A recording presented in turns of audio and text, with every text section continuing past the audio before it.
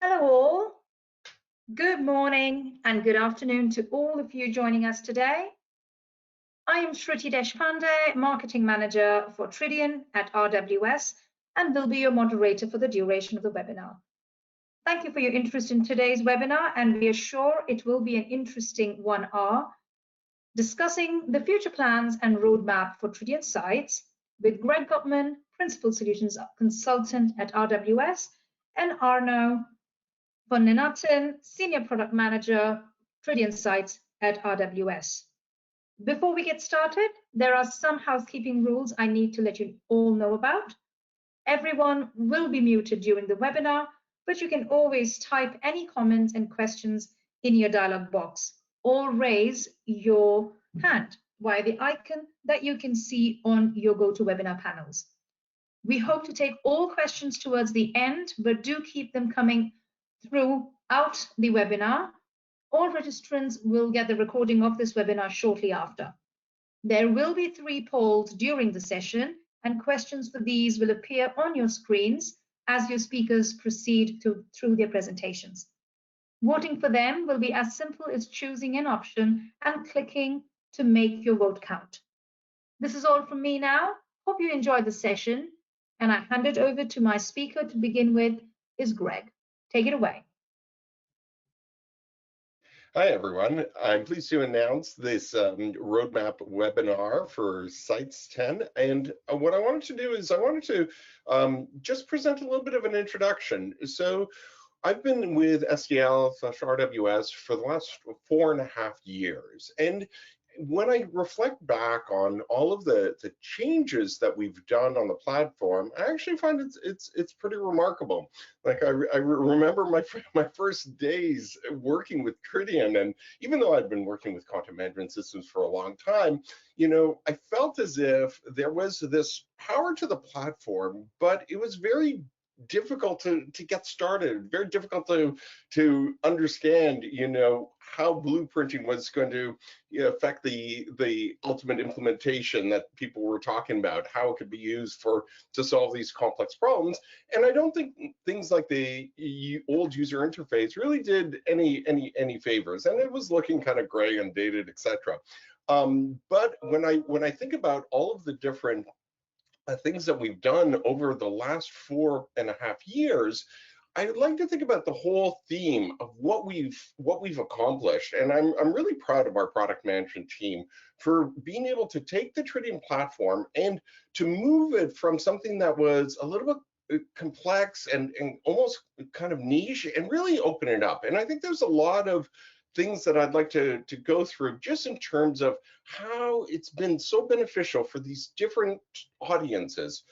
So if we think about the contributors first, I think the Graphene release, so the release that came out with 9.5 has just been really extraordinary, because all of a sudden you've given your content contributors who might not be, experts on, CMSs, etc., just a much easier way to work with content. And there's a lot of things that we're continuing to do on making that interface easier and sort of extending it out into different parts of the platform. But I was just really amazed at how nice and easy it is to show the new Graphene user interface to users and have people respond positively. And so I really like the fact that we have a state-of-the-art editor for the end users. And then I also like the fact that for the editors, we went around and we studied how editors and how content authors actually work with content. And I would say that one of the flaws of Tridion from before the new user interface was a lot of the old user interface was more a reflection of the backend architecture rather than what people do. And I think by going through and analyzing how customers work with content and studying how our customers are working has yielded like incredible benefits. And I think now you can accomplish many more tasks in Tridion without a whole lot of clicking around. And once again, that just makes it easier. And I don't want to say like, you know, a more democratic platform for people to work on.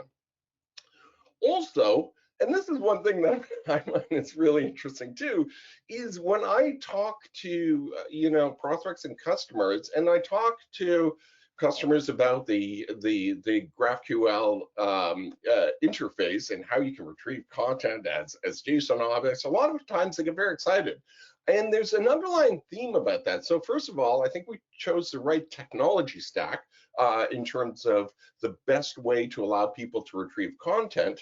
But with our new semantic content models, which came out in 9.6, it's amazing because you can have these GraphQL queries where with the results and what comes back from the content management system, you know, a developer can work on this without really having any knowledge of Tridion itself. So by using these industry standard technologies, I think that we've aligned ourselves so that you no longer really, you know, need to have a full team of Tridion specialists. You could, of course, you still have some, but you can include some other developers into the mix. And then finally, I think one of the interesting things about Tridion is that we now have this integration framework. We now have this way to put add-ons into the platform. And this is, I think, a really important thing, because I think a lot of customers, when they're looking at, you know, an industrial strength content management system like Tridion, one of the key things is, okay, how can we extend Tridion to work with our existing ecosystem? And sometimes it's those extensions and integrations that provide a whole lot of value onto the platform. And we're going to be continuing with all of these, you know, different areas within Tridion. And I'm really happy to see that the Sites 10 release actually touches on a number of these different types of audiences, and it's just continuing on the work that we're doing in terms of making it easier, making it more open, and making the platform more streamlined. So with that, I just wanted to make one quick announcement about like one of our customers, the Acer, based out of Taiwan, that just launched on Tridion sites just in time for the shopping season. And what I find remarkable about Acer is they're not only do they manage several different brands, so they have specialized brands for gamers, specialized brands for people who are creative, but they really understood the whole message about Tridion, and that is that Tridion is a platform that allows you to, through blueprinting, do more storytelling. So have different types of content for different types of regions or different types of brands, but all keep it under control. So I just wanted to say we're very proud of Acer, and they're going to be continuing to work on their website. And you know, after this roadmap meeting, I hope all of you go out and do your Christmas shopping at the Acer website. They've got lovely products. So with that, I'm going to move on to introduce Arno, who's going to be presenting the Tridion Sites 10 roadmap. So he's going to go through the roadmap. He's going to do some of the presentation, and then after that, we'll open it up for some questions. And actually, while he's doing that, I'm going to just change it to Arno. Yeah, thank you, Greg. I think we're good, actually. So yeah, thanks for that introduction. I think we can expect a couple of you know, slides here that build on top of what you just said, right? So I'm going to show a couple of things that we're bringing in Tridion Sites 10. So let me just move on to the next slide, and we can start on the Tridion Sites 10 roadmap. All right, so with our roadmap, we have basically grouped the features that we're building on, that we're working on, in different teams, and these are the 4 teams that we group together that we're going to go and have a look at a little bit more closely today as well. So I'll go and introduce them quickly, and we'll dive into each and one of them along the way. So first one is about making authors and editors more productive, which is basically all about the new user interface experience space that Greg just was talking about as well. So here, we took a completely different approach, like Greg already mentioned, really looking at how customers and users want to use the product rather than actually, what the product in the back end looks like. So we're doing a lot of user research to figure that out and make the best decisions, and then go forward making the new user interface very intuitive and easy to use, and also make you more productive while using them. So I'll show a couple of nice things that we're adding there in Tridion Sites 10. The second theme is about updating key architecture, which is basically a group of excuse me, a grouping of different technical updates that we're bringing. So I'll give you a couple of updates that are coming up in Tridion Sites 10 there. And the third one is driving customer success with AI for content, and that's all around our semantic AI offering that we introduced in Tridion Sites 9.6 already. So we're adding a couple of new features there. I'll show you exactly what that is about. Fourth theme, and the last one in this list, is the expansion of our connector ecosystem, which is building on top of our very easily integratable, open setup, basically, the architecture of the product. So we have introduced the Tridion integration framework a couple of years ago, which allows you to easily build connectors and integrate with all kinds of other tools in your marketing ecosystem, marketing technology ecosystem. A couple of them are listed here as an example. But let's have a look at the first theme, which is all about our experience-based user interface. So with all of the new stuff that we've already brought in 9.5, right, when we introduced experience space, you've probably seen the Explorer view, the Insight panel, different ways of working with the product there. All of the new things that I'm showing here are obviously the things that we're bringing in Tridion Sites 10. So building on top of what we did in 9.5, 9.6, and now we're adding workflow capabilities as well in Tridion Sites 10 with the experience space update. So that means that we have an all new activity list where you can see all of the activities that are active in workflow. You can action all of them. You can get more information about each and every one in the Insights panel. Obviously, you'll get your notification updates when something gets assigned to you or you're progressing the workflow. And there's options to actually do bulk processing with these items as well. So that's all new in the upcoming release, as well as multiple file uploads. So we've had numerous customers actually asking for this, about quickly uploading binary content into the product. So there's now the ability to actually do multiple file upload easily through the user interface.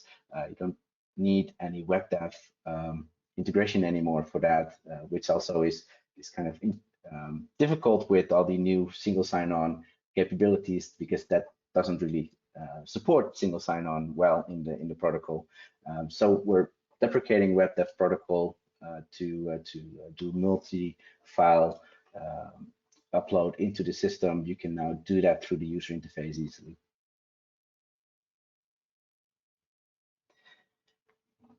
Another thing, when working with multimedia items, so this is for external content library integrations, obviously, but also for multimedia items that are stored into the product directly.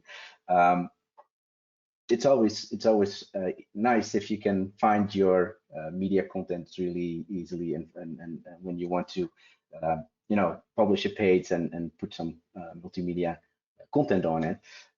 So thumbnail view is something that we brought to Experience Space now as well, with both a large grid and a small grid. There's additional list filtering and also sorting capabilities that are now possible in these views.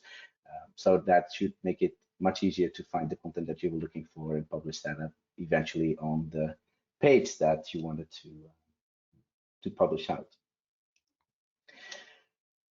And I think we're actually getting into the area where a lot of exciting stuff is now happening. There's always different implementations, different kind of needs of what a user would be able to see in the list. And with configurable list is what we're allowing you to actually customize the whole view of your Explorer list here. So you will be able to select all of the columns that you want to show here. There's a lot of data that we have that we already are able to show, but you are also able to add basically your custom data here through extensions, list extensions, and then show that data in those columns as well. So you would be able to change the column order, change which columns to show and which not to show. And after you've set your preferences, we'll save those for you, so that the next time you open this view, we'll remember that. So all the sizing, the ordering, and all these things are preserved, which makes it probably very easy if you want a specific piece of data to show in this list here. For instance, about when certain content is expiring, right? If you have a certain piece of information that shows that date, for instance. And then in general, this is a list of all the extensibility points that we're adding into Experience Space. So there's a lot of them. I won't go into each and every one of them right now in this list, because I actually wanted to show you what it looks like. So we have all kinds of examples here. This is the one about the primary navigation. So that means that here on the top bar, you can see content activities are now the primary navigation items that are there out of the box by default to show the Content Explorer and the activities list that I just showed. But there's the ability now for anyone to also extend this and add your own primary navigation items here. For instance, if you want to build your own specific dashboard, and then you want to make that easily available inside Tridion sites, you will be able to do that here. The next one is all around basically activities or actions, I should say, on items, right? So we have the action bar and the context menu to allow you to, action on an item that you selected or multiple items that you've selected. There's extensibility points that we're bringing here to allow you to add action bar, buttons that will do something when you click on the button and you've selected an item, or when you open up the context menu. For instance, if you want to publish an item directly to staging, you could create an action to do that here, for instance. But there's all kinds of other things that you can do as well. That's cool.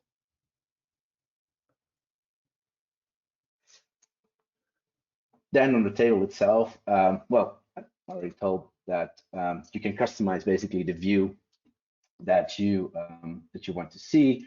Well, and I gave it away already a little bit as well, in the fact that you can extend your list and actually show columns that natively are not even in Tridion, stored in Tridion maybe. So data that is coming from another system that you actually get and extend the list with, you should be able to show that here as well, by just extending the list and then using this feature here on the ability to select the columns that you want to show, so that the extension data that you're adding there is available there as well. So if you want to compute data from, aggregate data from different fields and do something with that. You could do that here. You can show that column. If you want to get some data from another system, you can do that here as well. So that's all possible.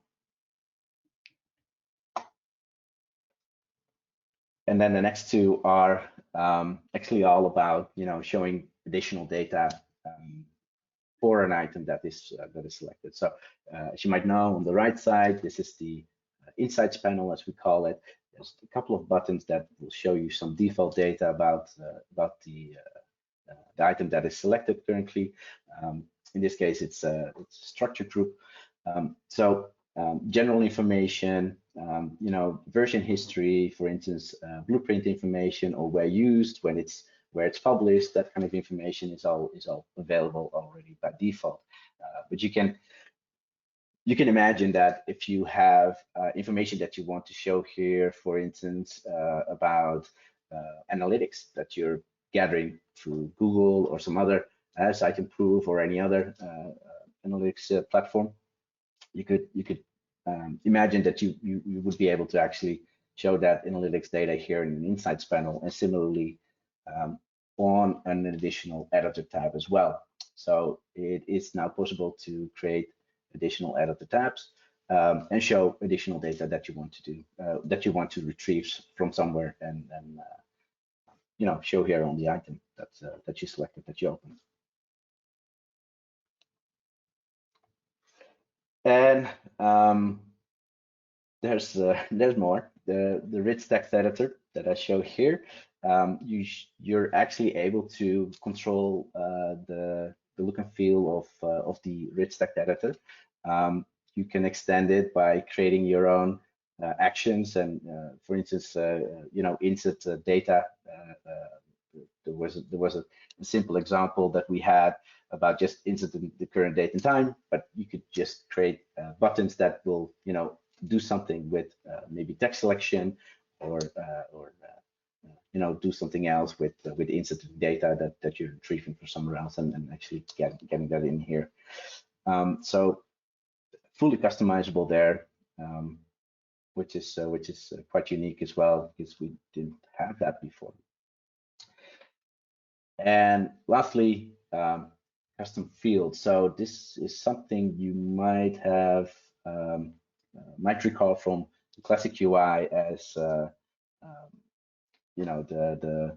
ability to retrieve data from a pop-up. Basically, you could create a pop-up if you click on the link on the field, and there's an example here about the color. So there's a color picker that you create. So basically, the field value is just the color value that you select, but you can actually see how we extended this, and instead of just typing in a color value, you would be able to open up that the color picker, select a color, and use that value from the color picker as the field value for this field.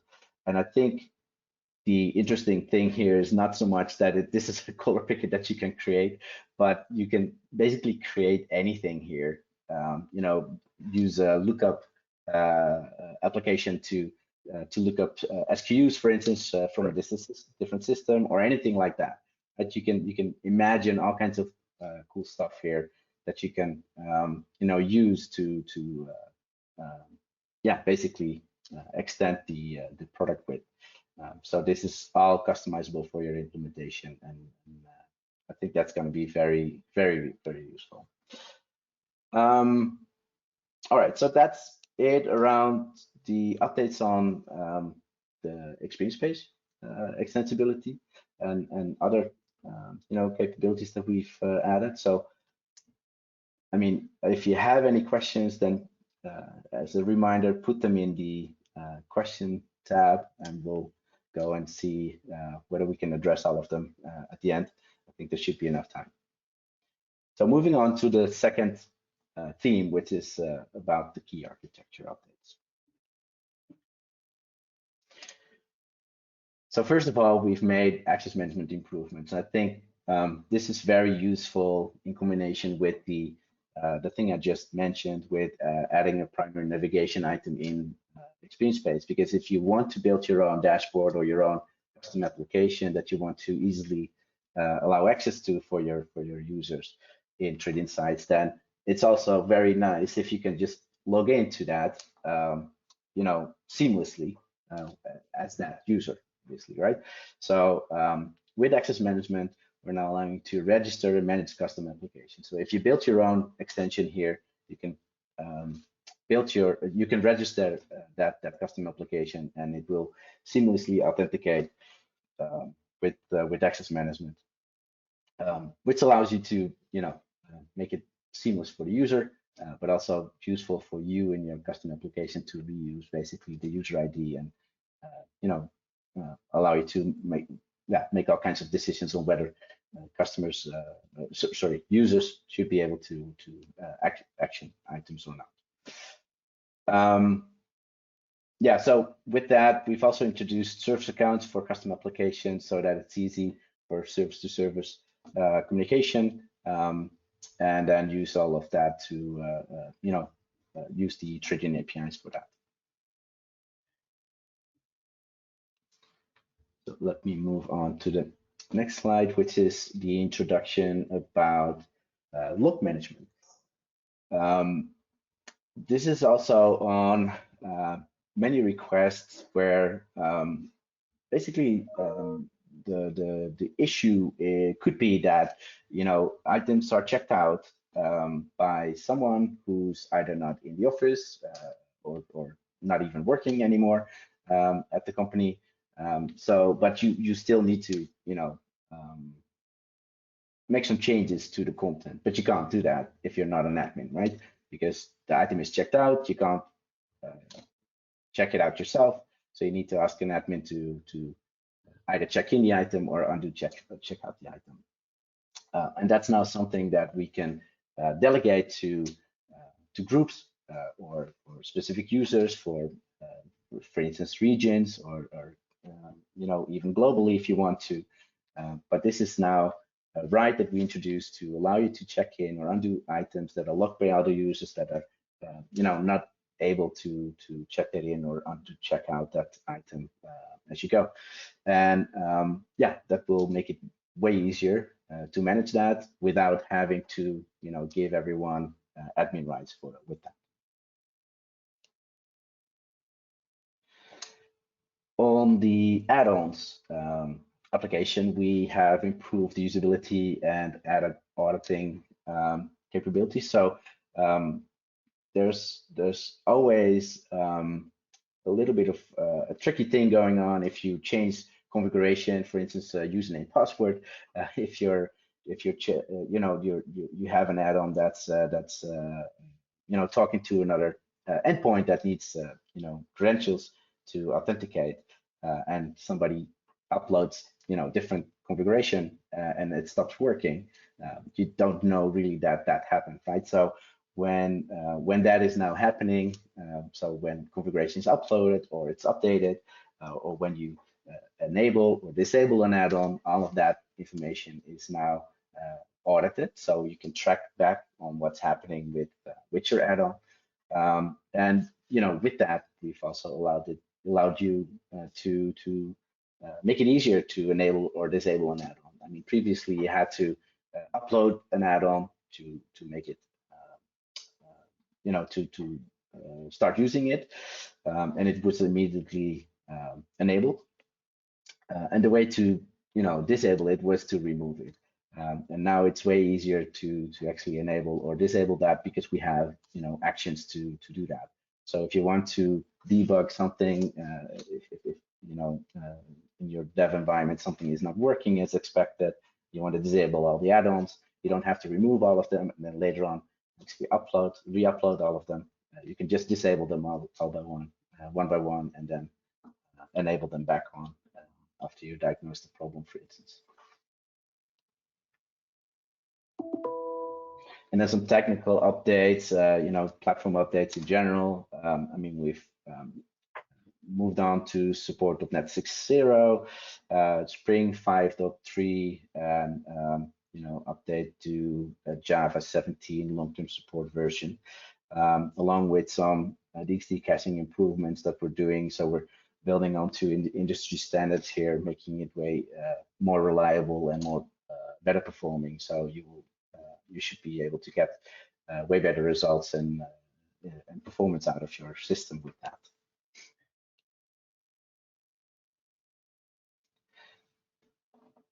And then for the third theme, which is all about semantic AI, let's dive into that. So as you might remember, we've introduced a couple of capabilities with that in 9.6. We have the smart tagging capability, so that allows editors to make it easier for them to actually classify content by automatically tagging the content or getting at least the tagging suggestions. As a user, you're always in control, so you can update your the concepts that you're applying with that piece of content. The other thing is well, basically taxonomy space, which is the user interface to manage all of the taxonomies and all the relationships between all of the concepts.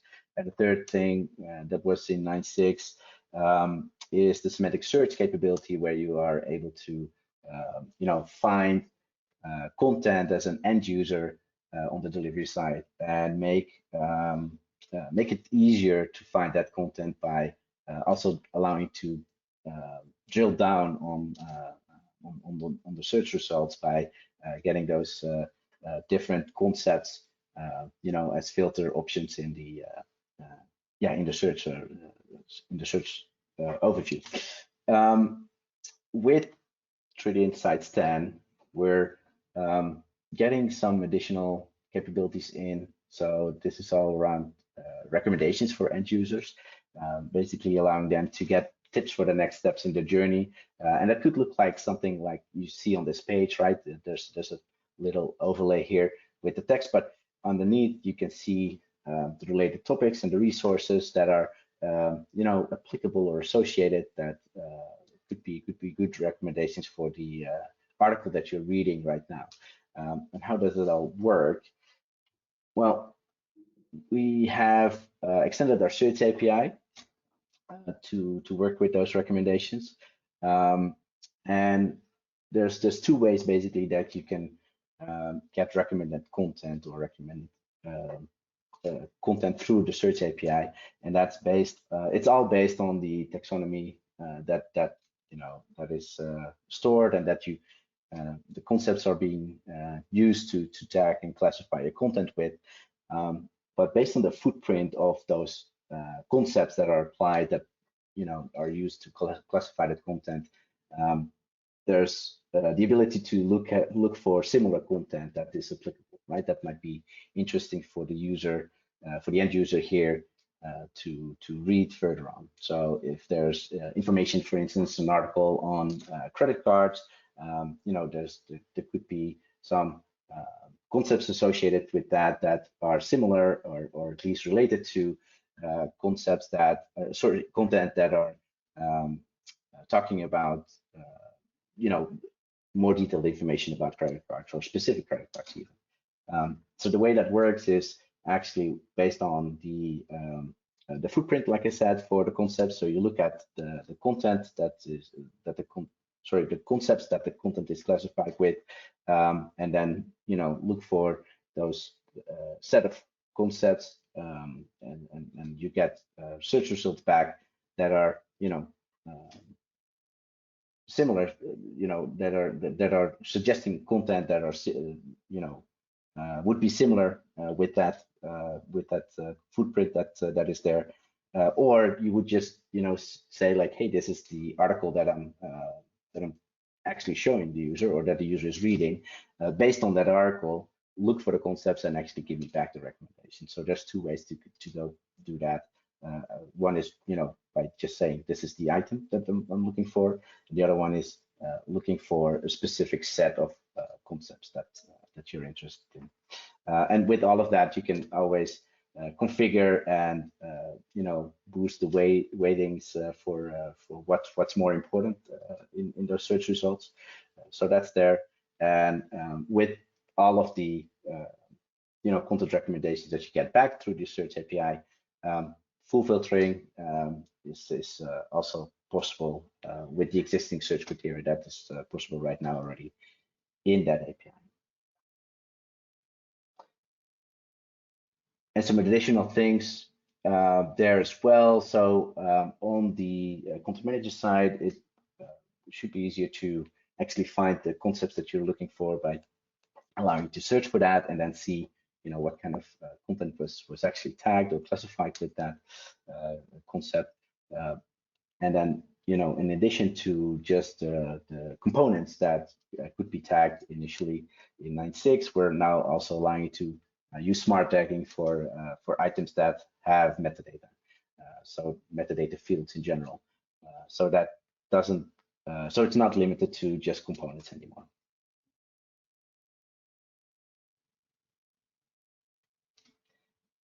All right, and our fourth theme was around all the connectors in the that we have with Tridion sites. So I didn't want to go into a full list of all the connectors here. I think what's always interesting is that we have a very open and well, the whole best of breed strategy basically that we are using, that we're living, is allowing us to use our open APIs and our well integratable solution to build connectors to basically everything. And I think what's really interesting is always to really see what our customers are really looking for. I mean, we're running a pilot, for instance, right now with a customer on the Salesforce Marketing Cloud. If there's any connector that you want, do contact us. We can always help and look for a good integration. I think what's most important here is always what is the use case, right? What is the use case that you're looking for in allowing you to either get data from another system into Tridion or allow another system to actually get fed by Tridion data, right? Which is also a possibility there.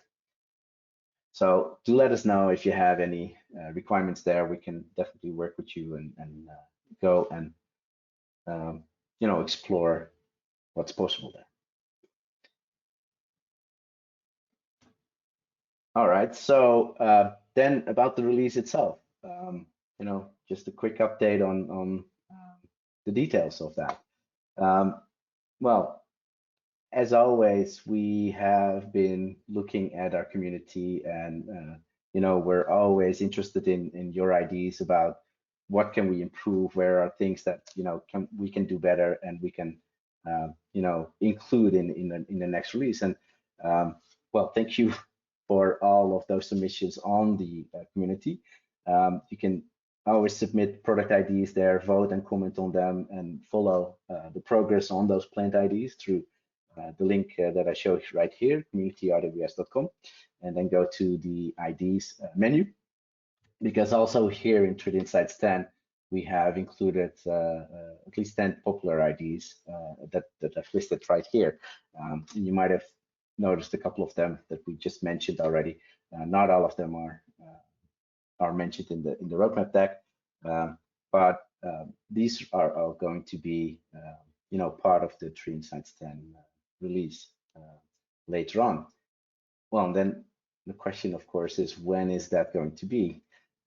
Well, first of all, Tridion Sites 10 will be a long-term support release. I can already say that we're going to use that designation for it. And we're planning to release in summer 23. So exact dates to be determined, but we're really looking to get that in latest by July 23. If we can do it earlier, happy to do it earlier, of course. But that's the current plan. So with that, happy to open it up for Q&A. Well, thank you, Arno. That, I mean, you know, and it's nice to see like how much progress we're making. And I know that I was looking at the polls earlier, and I think there's a lot of customers that you know, they still haven't moved on to the new platform and the new graphical user interface. So I think this is, you know, a lot of more compelling reasons to make the move. And you know, and I think people will be very excited with a lot of these things. And it was funny, yesterday I saw, you know, the notifications coming through that a lot of the that a lot of the ideas that had come up from our community were getting integrated into this release. And I know that there were a couple emails that were going around from customers who were really quite happy that product management was like listening to their ideas. And so there still are more ideas that are out there on the community. Like, please feel free to review them and vote on them. There's the webhooks one that I'm continuing to push on. So maybe everybody could, after this meeting, go ahead and put on a couple extra votes on that one. But in any case, if anybody has any questions, please feel free to put them on. Okay, let's see what we got here. Shruti, are there any open questions? Can we get the deck? Of course. Yeah, there is one which was, is view on site features still supported with Tridion 10? Yeah, definitely. That is supported with Tridion Site 10. Okay, Right. and by the way, I apologize for That's the one. poll. I hadn't realized that the poll actually blocked the slides. I thought GoToMeeting would have had a more elegant way to do that. I see Jim Rabon, I think from NetApp, has a question about hex value input for the color picker. So I think, yes, you can absolutely, with the new extensible UI, have a color picker for hex inputs. And it'll be actually pretty interesting because you could also use that, for example, to, if thematically, you know, you've got a limited set of values that you want people to pick from, you can have a color picker that picks only your brand's color. So definitely. And as Arno mentioned, you know, I think with that extensibility idea, there's some really cool use cases, especially if you think about lookups into other systems. And I think the connecting into a PIM system and getting a SKU and maybe pulling in some base content from a PIM could be probably the most important use case that I see out there. But you know, it's just going to be very flexible in terms of being able to extend that user interface and have some additional ways to pick content and to select content. And we'll be, you know, in the pre-sale side of things, we're always making like little examples, and I'm sure we're going to have some extra examples to show you guys of how we apply that technology to extend the user interface. Can we get the deck? Of course. I guess Shruti, after this meeting, we will do a follow-up. We'll send out the deck. Yeah, there will be a recording that will be sent out, and we can, if anyone specifically needs the deck, I can email it to them, but the recording will go to everybody. Again, I've got a few more coming in. Is it also, I can see a question from Aspen Inu. Is it also support .NET Core 3.1 application? Yeah, so .NET Core had been renamed as .NET as far as I remember. So we do support .NET 6, as I mentioned, which should also allow you to you know, use 3.1 as a earlier framework. But there's a couple of areas where we allow you to build your extensions and applications in .NET. You know, I forgot the name, but there's oh yeah, .NET Standard. That was that was what I was going to say. So if you build your libraries in .NET Standard, you can use them as well with our extensions and such. Yeah. Great. I've got another one. Can you store predefined colors which can be identified through a brand name? This is from Michelle Boone. Can we store predefined colors which can be identified through a brand I name? think so. So is that question on that extends that extension like the color picker example? Because I think that would be a pretty cool one, you know, where you could, you know, select the brand and then the specific brand colors come up. I think that would be a very good way to do it. Yeah, I mean, the nice thing is that this is all up to your imagination what you build, right? I think the extensibility there, this is just an example of what you could do, but you can build anything you like Greg said, you can, you know, get values and store them, you know, from a different application. You can, you know, get something that that just looks up the color from a predefined set, or from, you know, the whole set that's available, of course. I think everything is possible here, up to your imagination. Awesome. There's another quick one asking, will Classic View exist in version 10? Yeah, so since 9.5, when we introduced Experience Space, the classic user interface is still available. So we will have that, you know, for a couple of years to come for sure. And it will be possible to use them next to each other, right? So you don't have to choose whether or not you're using Experience Space or whether you're using Classic View, one or the other. They exist next to each other. And especially for the more power admin kind of related tasks, you should probably go and keep using the classic UI for a bit longer, since a lot of the admin tasks are still there. Okay. Then we've got one which says, are there any major architecture changes or improvements on the CD side? Well, I listed the most important ones. I think the caching updates is there. We're now supporting the new version of Java, so Java 17, and there will be some minor changes as well, or updates there that I don't know all by heart. But yes, there's going to be some updates, but I think the major ones are listed in the deck. Okay. Another one we have is, will DXA still be supported? Which versions will be deprecated, or which ones will have improvements? So DXA. Yeah, you should still be able to use DXA. There will be some updates, you know, to make it well, more compatible or easier to use with Tridion Sites 10, as usual with most of the new upgrades. But yes, DXA is still there. Okay. That's one. Any upgrades to Topology Manager? Mm-hmm. But for 10, we haven't made any major changes there. Okay. Yeah, and then so then there was a question about the service accounts for custom applications. So does that mean you won't need to enter credentials to access the application, or?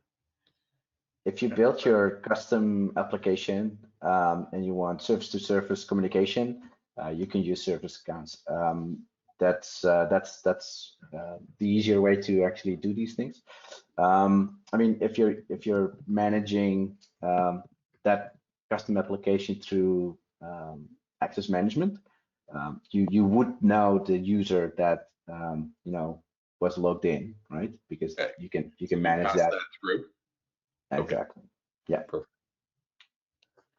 Okay. So you don't need to ask for credentials again. That's, if that was the question, then Right. that's yes, exactly. Yeah, I think so, and I think also, you know, and it's nice because I think there's a lot of use cases where you want to pass the user, you know, through so you can actually track or limit things.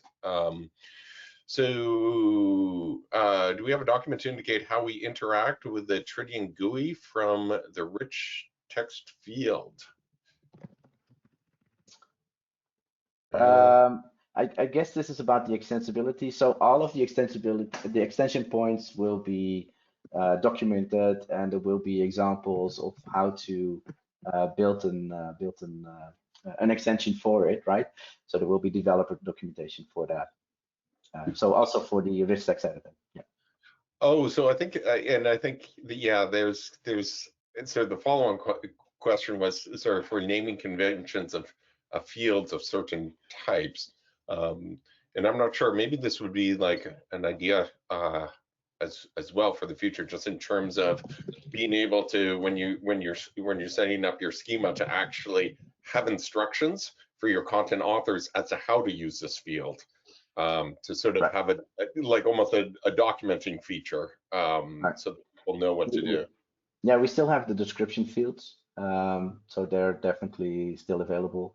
And actually, what's really nice is that those are all, propagated even with the semantic content models that you talked about earlier, Greg, through the GraphQL APIs, right? So even on the, the delivery side, when you build your web application or any other application consuming the content, you will be able to actually see the hints and all the information of the description for that specific field there as well. Okay.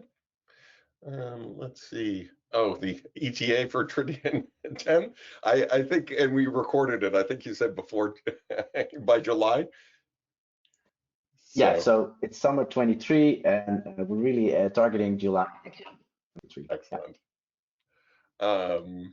So experience supports hotkeys like Control C and Control V. I think right now, if you're in Experience Space, you have to like select an item and then press the copy button, right? There's no, or are there keys? I don't know by heart. I think there are there's a lot of accessibility features that we have in the product in Experience Space. So we test for accessibility, make sure that the product is really well accessible. With that comes touch support and those kind of things, and using keyboards, because that's also one of those features or requirements in the accessibility test. Is keyboard support is one of those things. So depends on the use case that we're talking about, copying pasting items from one folder to another, for instance.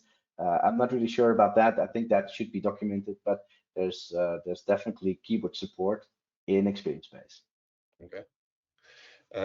Out-of-box functionality to create forms. We haven't changed anything in that area. So yeah, the usual that we recommend to. I mean, we have some examples of using lead generation forms and integrations with, for instance, Marketo and Salesforce, I believe. So that's there still.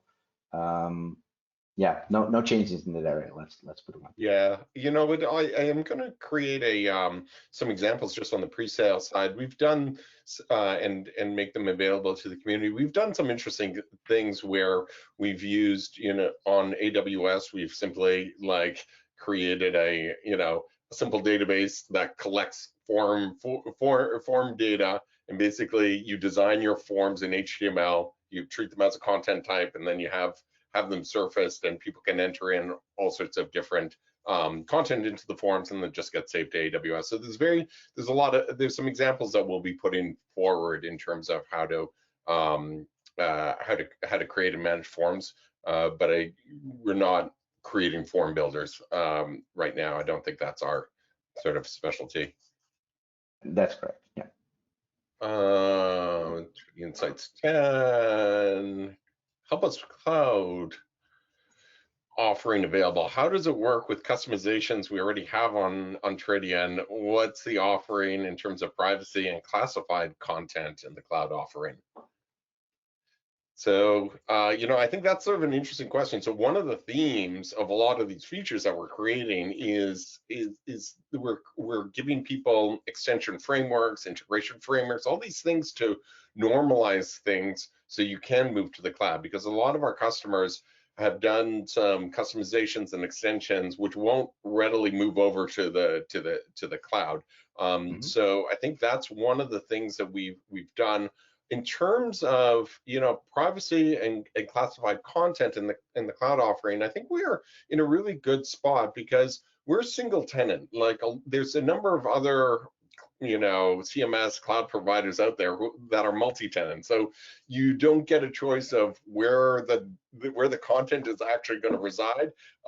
Your content is going to be intermixed with other people's content at the database level. So there's a lot of questions, and we've decided to really sort of stay in this lane to say, you know what, there's a lot of customers out there where single tenant is actually or better aligns with their security model. So I think that's where we're heading. But we're happy to go through a discussion with any of you who might be interested in moving to the cloud. It's moving to the cloud is a dialogue that we have with our cloud operations team, your team, and we need to sort of align all of the interests together. But I think that we are able to satisfy like some of the most demanding customers when it comes to security and policies and certifications, etc. All right, let's go to the next one. Is there a new feature on multilingual support and make it for content author, make it friendlier for content authors? So I guess we're still keeping the same languages, right, for the user interface. And I think that one thing that people should know is if there is a language that we don't currently have for the content author, so I don't know, maybe you want to have a different language like Portuguese or something along those lines. You can actually upload a resource bundle to make that all happen. But it means, it requires some work. You could use our translation services to help you do that. We can build a language pack as well if needed. Yeah, always there's always possibilities there. I think just reach out to a representative and we can discuss what's really needed. All right. In Sites 9596, GraphQL API does not cover all of the CIL API features, for example, less than criteria. Is there any improvements in that area? I must admit I don't know the specific details there, so I have to dig that up. I don't know by heart. Yeah, that's interesting. Some of those things, I'm wondering if those would be instead of the GraphQL API, the REST API might be providing some more of that functionality, but I don't know either. Any out-of-box features on personalization? No changes, at least in that area.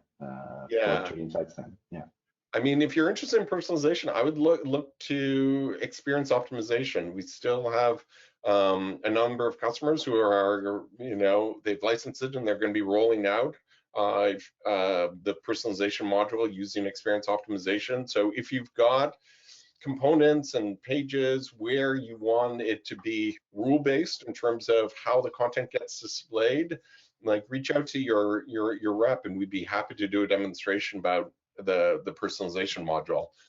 Once again, it's licensed separately from the main Tridion sites, but it's really useful. And what's nice about it is that it's very tightly connected to Tridion sites. So your content authors don't have to go into another system. They don't have to like cut and paste, IDs to identify like which pieces of content to show, etc. It's all there and it's all very easy to use. Any roadmap to support React or native templates?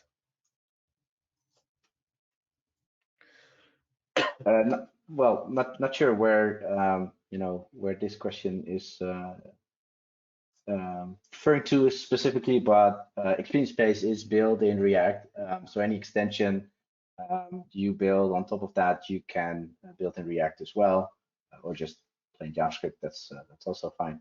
I think on the content delivery side, so for your web applications or anything like that, I mean, currently there's DXA, there's other frameworks I know from partners as well that are being used out there.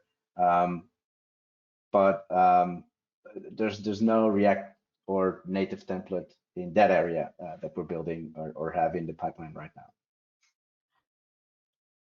Okay. And then I guess there's, I guess we can still answer a couple more questions. I know that some people have dropped off. For those of you who need to drop off, thank you for attending. We'll continue with a couple more questions. Is auto, let's see, is auto spelling correction functionality will be easy? Will it ease the content author's life? There are, I think I remember we have spelling correction in the RTF fields that is out of the box. Have to double check how that exactly works though. Yeah, and with the new RTF editor, also there's the accessibility checker as well. So that's another thing that can make the content author's life a little bit easier. Keeping single tenant increases the cost for resources and maintenance will be a challenge. How do we mitigate them with Tridion sites?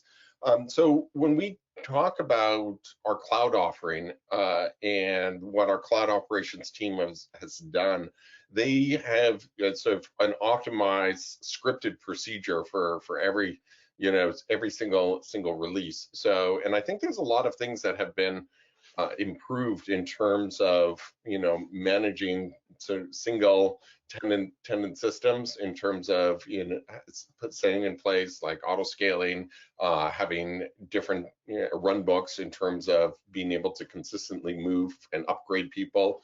But as I mentioned before, I think it's something that with Tridion, there's a whole other set of reasons why a lot of our customers actually prefer single tenant, and that has to do with like data residency. It also has to do with intermixing, data from other customers. So I think that's the choice that we've made, and I think that we have a market for that.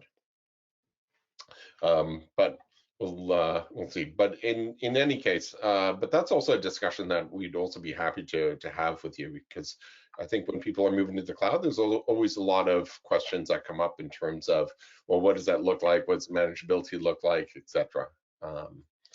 So do we have any improvements on Media Manager? So Media Manager, there was Media Manager, which was the product which was around when I first joined SDL. It's been retired, and the reason why it's been retired is that we actually found that a lot of the other digital asset management systems were really more effective. Our customers were more inclined to use things like Binder and Primo, etc. So we decided not to continue work on Media Manager. So but we are happy to help customers move over to one of those specialized platforms, and we do demonstrations all the time with Binder and Primo and even in some cases Adobe DAM. So we're happy to help with that. Now, if you're thinking about the Media Manager or the media functions that are directly inside of Tridion, so instead of using an external system, you're just managing media assets inside Tridion. There are a couple of improvements that are coming up. So as Arno mentioned, you're going to be able to upload multiple files at the same time. You're also going to, and in 9.6, you also have a nice way of visually picking out which one of those files to choose from and to preview the image before you associate the image with a piece of content. So I think there are a lot of improvements. Arno, I don't know if you have any other thoughts. No, I think you covered it, Greg. All right, let's see. We have 4 minutes past the hour. I think we should take one last question, guys. Yeah. So I think I see something about becoming headless. How will I use Tridion Sites 10? I think that's a nice one to end off with. Maybe I should give it a go first, and Greg, if you have any additions, then please go. I think what's really nice with 10, but also things that we've already done in 9.6 and earlier are improvements that allow you to just create a content type or define a content type, create a component based on top of that, publish that component directly, and query that straight from the GraphQL API and get your JSON results back, right? You can query for specific fields and whatnot, and you don't need any specific Tridion knowledge anymore on the content delivery side. So building your applications on top of that, because we have the semantic content model. So if your content type is, for instance, an article, you really know all of the fields that that article contains. You can query for that. You can generate your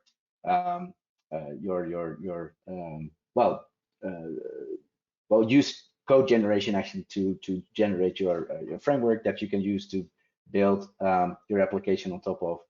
So I think it's becoming, it has become already way easier to work with content that way, and in a headless way. You don't need templates anymore to publish out content. It is really possible to straight query for components and such, not necessarily component presentations anymore. Which doesn't mean that doesn't, that doesn't work anymore. Obviously, I mean, all of that are features that we still support and are still valid in a lot of use cases. But with this new scenario, I think it's becoming way easier for pure headless publishing capabilities as well. And with that, you're now also able to publish out complete folders and a whole list of items, components, for instance, at once. Yeah, not just pages and dynamic component presentations anymore. Yeah, it's funny. Like, I answered an RFI last week where there was a specific question. When calling your GraphQL API, are there any functions where I can retrieve the content and it not be cluttered with proprietary information? And that's true. And when I think about what we did in 9.6 with the semantic content models, like it's a very natural fit in terms of these functions that can then be consumed by your JavaScript frameworks. Yeah, you can build really lean applications that way. Exactly. All right. Great. Well, this has been great. Thank you all for joining. It's been a pleasure. Yeah, I really appreciate it. And by the way, for any of you who want to follow up, like, I'm on the pre-sales team, and we are always happy to do like more in-depth discussions, demonstrations, etc. So please do reach out to your account executive if you want to line something up for the new year. And yeah, I wish everybody a happy new year. Great. I think I can see some folks that have emailed me for presentation decks. So Greg, I'll send ahead the presentation to them. Perfect. Everybody else will receive the recording of this webinar in a couple of hours from now. If there's anything else, of course, you've got my email address in the panel, so reach out and I'll be more than happy to help wherever I can. I think this has been a fantastic webinar. Thank you so much, Greg. Thank you so much, Arno. And I hope everyone to have a great rest of the day. Thank you all. All right. Bye, everyone. Bye, everyone.